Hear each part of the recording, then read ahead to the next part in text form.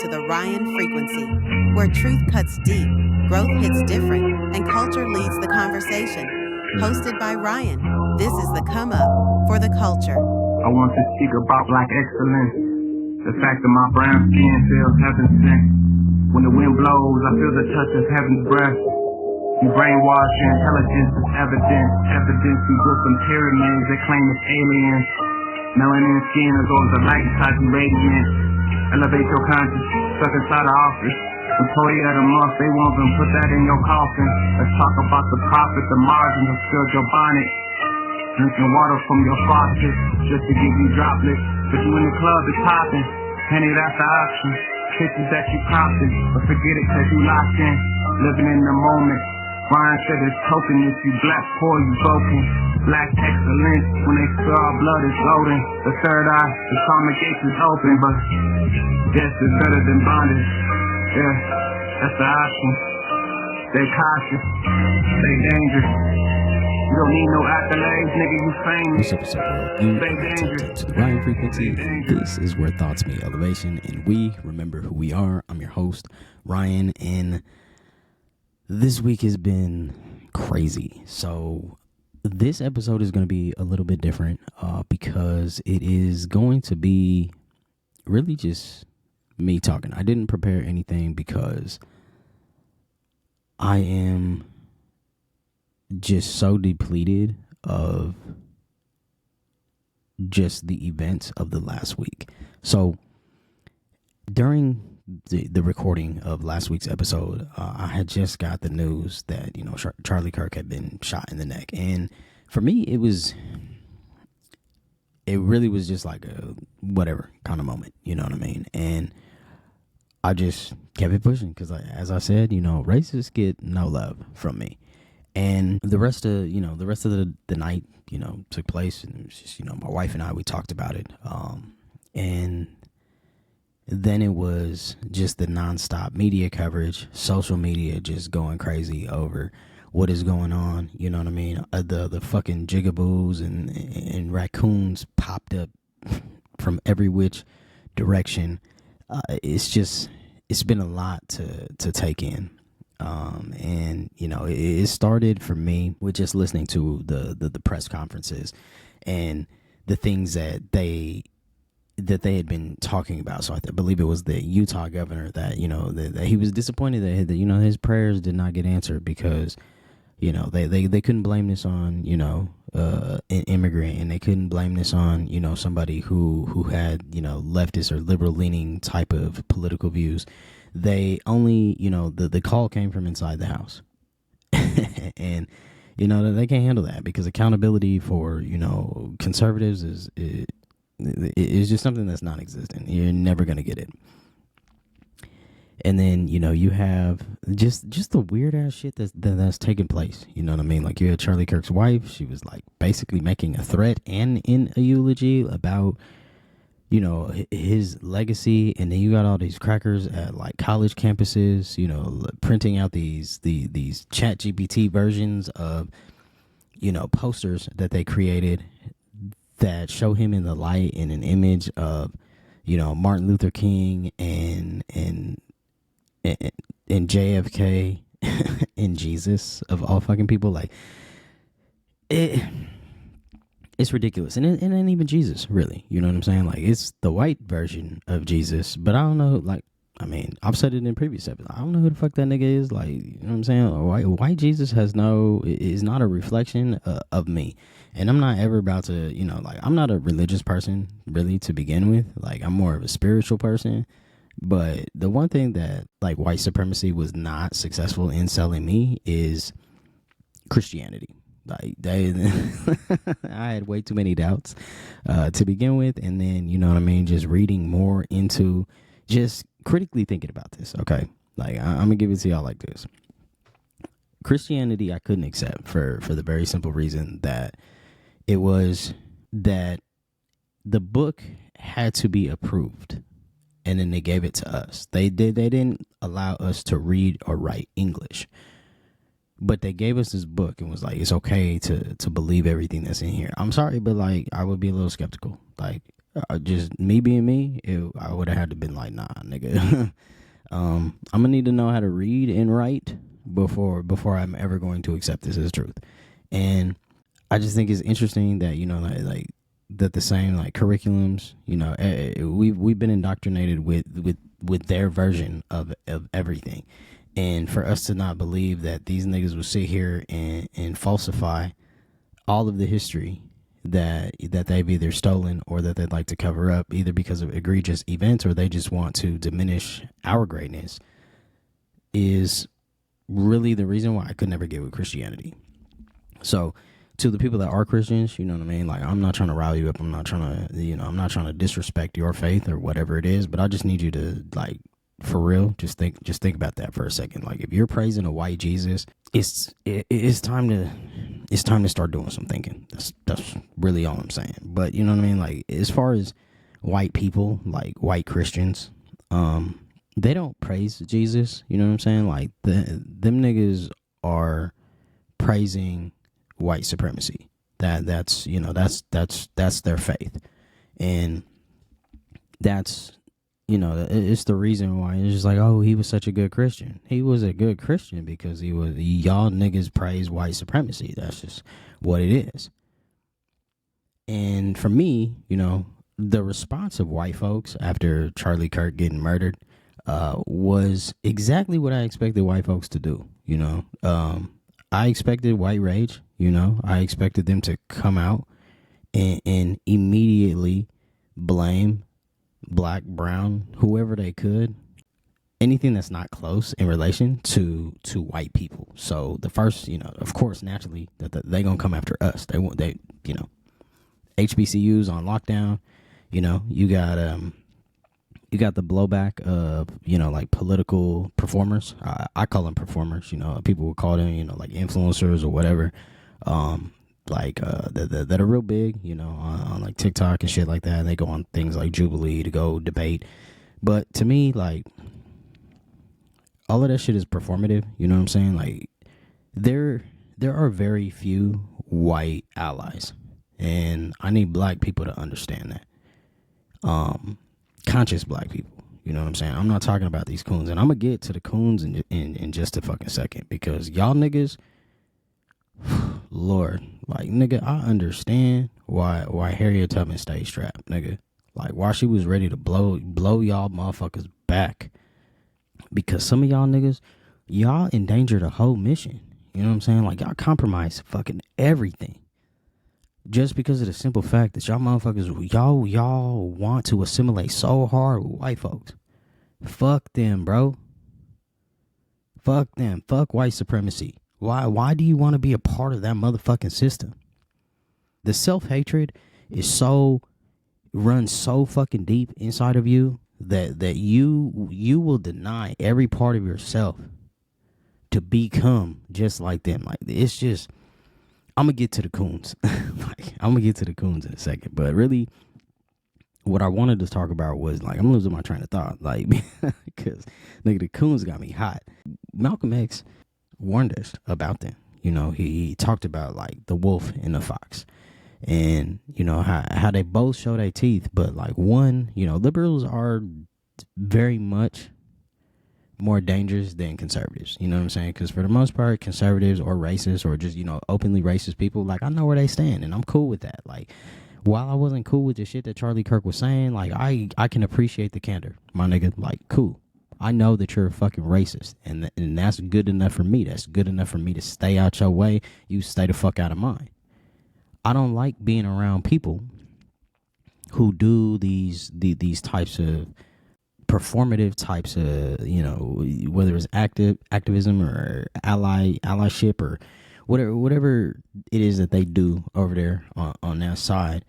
I'm not listening to that bullshit. Like, I'm just not, because y'all niggas ain't put in no work. Y'all probably don't even know marginalized communities. Like, you don't go into the trenches. Y'all don't do the work. So how the fuck, like, you sitting here talking points, and that's cool for someone who can articulate to another person. You know what I mean? And you want to go dunk on the conservatives and talk your shit to them. And it's funny as it can be, because most of these motherfuckers are just ignorant.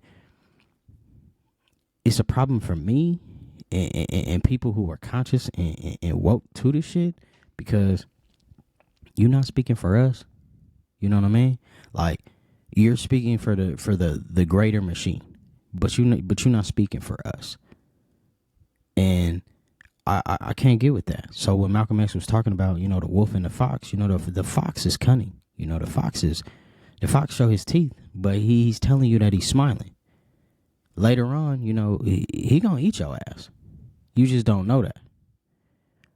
I would much rather know where the fuck I stand with you, and ain't no respect for for a racist, but I'd rather know where the fuck I stand.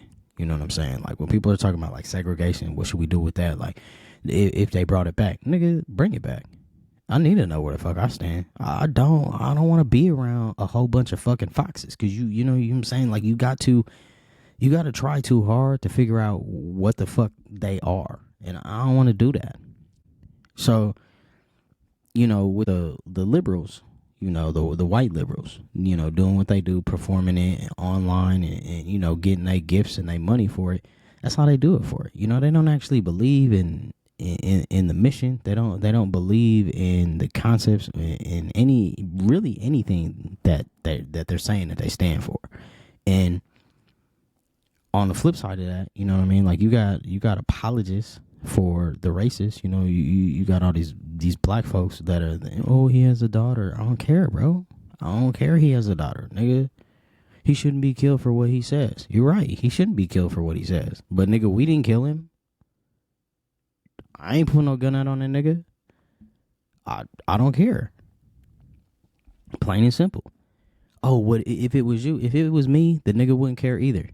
You know what I'm saying? The same way that he was talking shit about George Floyd. You know what I'm saying? How he was a scumbag and a drug addict. And nigga, he didn't care. He didn't care that George Floyd was a son. He had family. You know what I'm saying? He didn't care nothing about that shit. It's the same. These are the same white folks. Like, this is the shit that got me hot, because black folks apologizing on behalf of other black folks for their lack of sympathy. No, nigga, because y'all niggas wasn't policing this shit when it was Trayvon Martin. When you had little white kids, you know what I'm saying, on the ground with hoodies, covering their face with cans of tea or Skittle bags on the floor, talking about Trayvoning. Where the fuck was y'all at, like, for all of that shit? Like, what the fuck, nigga? George Zimmerman got away with selling the burner that he used on Trayvon Martin to take his life. And he walked away with like a quarter ticket on that bitch. Wasn't no outrage there. You know what I'm saying? Like, nigga, George Zimmerman's still walking around. Like, I don't even know if he's still living in Florida, but let me find George Zimmerman, bro. Like, I'm gonna have more than words for that nigga. This motherfucker went on tour, basically. You know what I'm saying? Signing Skittles and motherfucking cans of tea. No, I'm not listening to that. I'm not apologizing on behalf of nobody that celebrates that shit. Like, I'm not. I don't give a fuck. I'm not apologizing on behalf of a man that says that black women aren't qualified to do shit. Meanwhile, all the black women that he talking about is far more qualified than he'll ever be to do anything. Can't say much from the dirt. I'm not listening to people apologizing on behalf, like, y'all niggas is tap dancing. Y'all love to do that shit. Hoping that you niggas is gonna get a reward, a cookie. Fuck that. Like fuck all that bullshit, bro. No. I'm sorry. It ain't happening for me. Like, y'all niggas irritate me to the depths of my motherfucking soul. And the one thing that I can always appreciate is it is just the truth. And if you're gonna tell it, then tell it like it is. And for me, that's, if you a coon, thank you. Thank you for saying that. Because me, I'm a nigga, I'm a pro-black nigga. Okay? That means that everything that I stand for, it is for the betterment, the empowerment, you know what I'm saying, the liberation of black folks. So if you are the type of person that is not for those things, see, then I'm anti you too. You know what I'm saying? Because I'm so pro-black that, nigga, I could be anti-black people too if your ass is a coon, if you a jigaboo. If you over there tap dancing, I don't want to fucking associate with you niggas. I was talking to my wife the other day about a group of friends that I can't even say friends. It was really just like acquaintances that we used to have. And, you know, we was talking about like how some people that we used to know and kind of fuck with, you know, became that, you know, became like jigaboos, became like these tap dancing ass, you know, like wannabe white assimilating whitewash motherfuckers and thought that they was better than other niggas. And like, I think it's comedic to me because we would get together, you know what I'm saying? Like, niggas would say things like, oh yeah, well, you know, I'm still a nigga. No, you not, bro. No, you not. You can't wait to get validation from these white folks. I don't give a fuck, nigga. I'm a nigga on Monday through Sunday, 24/7. I don't care. I don't care what white people think about me. I never will. So when I'm looking at tap dancing ass coons, yeah, I get irritated. Y'all niggas don't help the movement. Y'all are the motherfuckers y'all are the reason why progression can't come. You know what I'm saying? Because niggas is ready to stand on business, and you motherfuckers is over there riding the fence. When I think about, you know, the consequences, everyone's talking about the fuck around and find out. Like, even that annoys the shit out of me. When I hear white people say that, like, oh, you can fuck around and find out. Niggas, stop saying shit that black people say. Find a new way to say that. I don't know what the fuck the equivalent of a cracker, you know, fuck around and find out, but, you know, fuck around and find out is creativity of black folks. So when I see, you know, white folks reaping the consequences of whatever it is that they have created, I'm not upset about that. You know what I mean? Like, when people ask me about Charlie Kirk, I'm like, nigga, he wanted what he got. He literally told the world that, you know, like, a sacrifice needs to be made. I mean, I'm not volunteering for that shit. But hey, more power to you, player. It just couldn't be me. Like, you know, I'm cool on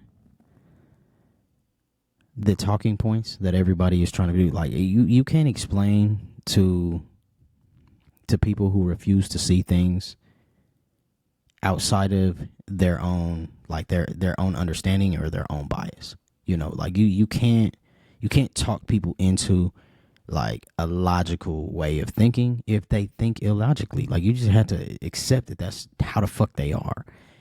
And I'm not saying that like you can't have discourse, because you absolutely should, but there's only, you know, there's certain types of people that you can have discourse with, and there's certain type of people that you cannot. Overall, you know, I think that there's a lot of responsibility that falls on the shoulders of, you know, like, I'm watching people lose their jobs because, you know, they're commenting on, you know, the situation with Charlie Kirk, which I think is bullshit. Fuck Charlie Kirk. Like, he was a podcaster. He did exactly what the fuck I'm doing. He talked into a fucking microphone. I don't understand. You know what I mean? Like, I don't get it. Like, you're not a national treasure. You're not a national fucking hero. You're not none of them things, bro. You're not advocating for anything. You know what I mean? Like, Turning Point USA didn't even really pick up until they started spewing, you know, the sexism, the racism, the misogyny.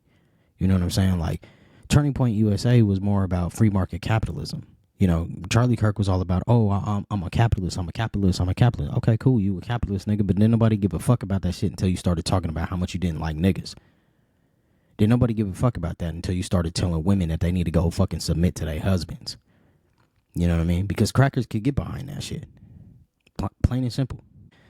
I don't know the full history of Turning Point USA, but I just kind of know, like, how it started and where Charlie Kirk, like, the evolution of his rhetoric, how it transpired and how it took place. Like bro didn't come out the gate talking crazy out the side of his neck. Like, he didn't do that from the jump. So what I don't understand is just like in this particular instance, why are we celebrating a fucking podcaster like this? Like, he wasn't, you know, codifying the fucking movement. not anything that was going to be beneficial to this fucking country. You know, he's talking about white replacement theories and shit. Like the idea that, you know, like we're about to replace all of the white folks. Like, bro, even if we replaced all y'all niggas still hold all the cards. You hold all the power. And you've convinced people so fucking deeply, just like these coons and these jigaboos, that they so much want to assimilate with you that even if we replaced you, we wouldn't even have the opportunity to really take back our power, because there's so many minorities, so many non-white fucking people who every single day in their dreams are probably praying to the same white Jesus, that they could be white too. So to me, the white replacement theory makes no fucking sense. There's not enough ethnic individuals, you know, black and brown folks, that haven't unlearned their internalized racism. Okay. So, you know, like a lot of them live with that self-hate. I think that there needs to be, you know, for the folks that's losing their jobs, you know what I'm saying? Like, I think that there needs to be a full revolution. I don't understand how you could lose your job for speaking on Charlie Kirk. You know what I'm saying? The same way that like the NFL ousted Colin Kaepernick. But in the same sentence, you know what I mean? Like, them niggas will put end racism in the fucking end zone. I seen this picture and I was like, man, that's a great depiction of just the hypocrisy, because you got end racism in the end zone, but also let's give Charlie Kirk a moment of silence. You ain't trying to end racism, nigga. You're trying to uphold white supremacy, period. The worst part is these anchors, you know, these, you know, commentators or whoever they are, losing their jobs over their opinions about Charlie Kirk. Meanwhile, you got, you know, a Fox News anchor telling people that, you know what I mean, like unhoused individuals should be euthanized. And then I believe it was in Milwaukee that somebody took, you know, they went and opened fire on like an encampment. We're at an interesting crossroads in America right now, and everyone just needs to figure out like what line that they on. You know what I'm saying? Like either you gonna revolt or you gonna uphold what the fuck this is.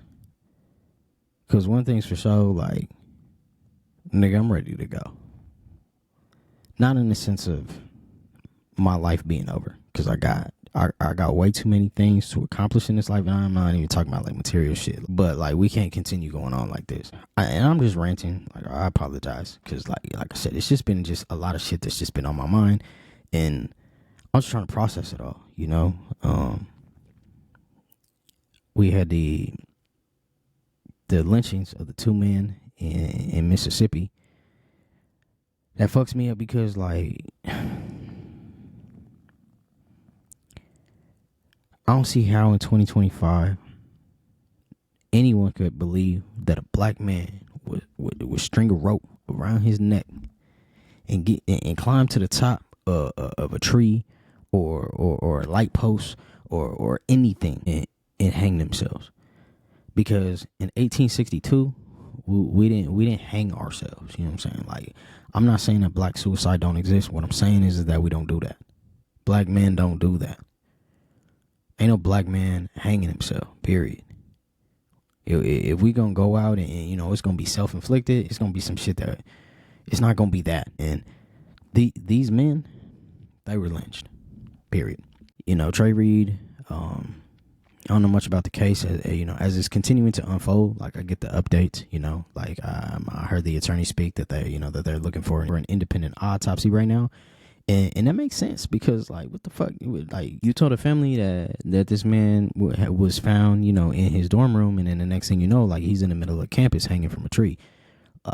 You know, there's reports that, you know, his legs were broken. And again, I don't know how that would happen, you know, and shame on the Mississippi Police Department that is confirming, you know, that there's no foul play. That's crazy as hell. Y'all should be investigated in the murder too, my nigga. You know, Delta University has a violent history and a past with with black men and black women. So what I can see is like the amount of outrage. You know, all the motherfucking Charlie Kirk sympathizers and shit like that. Like, I don't see y'all niggas with the same empathy for, you know, these lynchings. You know what I mean? Like these public displays of violence. Talking about, oh, political violence. Nigga, violence in general. I don't give a fuck if it's political. Violence in general. If you against it, you know what I'm saying? You should speak up against it, no matter what your position is. But it's just bullshit. It's garbage. I don't want to hear it. I don't want to hear from the selective empathy crowd. Like, I don't. You know what I'm saying? Like, I want you to bring that same motherfucking energy all the time, every time. I think about the time that has passed between, between the Jim Crow eras, and just the days of segregation, and, history and propaganda. They've done an excellent job of convincing motherfuckers that it was so long ago. And I just need the world to know that Ruby Bridges outlived Charlie Kirk. New York Fashion Week was really just a reminder of how recent this shit was. I watched a short video on TikTok that just came up on my For You page, and it was a young man that was talking about, like his granny had recorded,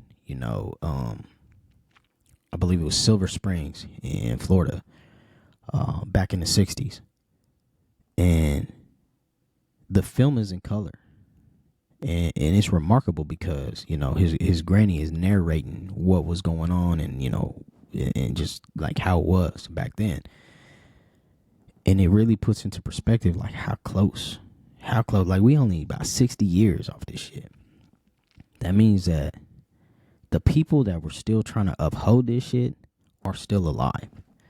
So we're not even out of it. And 60 years later, we're still falling into the trap as black people. Like, I'm speaking to the coons and the jigaboos, and I'm probably not gonna get to you. But please understand, like, nigga, it's only been 60 years, and they still, like, it's only been 60 years of you being truly free. And nigga, they still want your ass. They still want your ass back in chains. But they need you. But they need y'all niggas to be obedient like you are, and you're doing a good job of showing that shit. A nigga like me is not gonna do that. I'm just not. It's always gonna be forever fucking against the grain. I could die 1,000 deaths and be reincarnated to 1,000 lives, and every single one of them motherfuckers, I better come back black as fuck, or not at all. I'm so disappointed in black folks, but it does bring a lot to light that shows you that, like, not all motherfuckers who look like you, really fuck with you. They're not on the same time as you, and I'm happy for that too. You know what I'm saying? Because the revolution needs true revolutionaries. It doesn't need a whole bunch of actors and actresses on the sidelines. You know what I'm saying? We're not performing this shit. We live in this shit so that we can potentially have a better tomorrow. This is a culmination of this week being overwhelming. But to the black folks that are apologizing on behalf of other black folks and how we reacted to Charlie Kirk being murdered, I just want y'all niggas to know this. Don't speak for me ever in your life. Don't apologize to motherfuckers who wouldn't piss on fire. You know what I'm saying? When Wu-Tang said to protect your neck, like, nigga, you sticking your neck out for somebody who would have gladly stuck your head and stuck your neck through a noose and strung you up for the town to see. So, nah.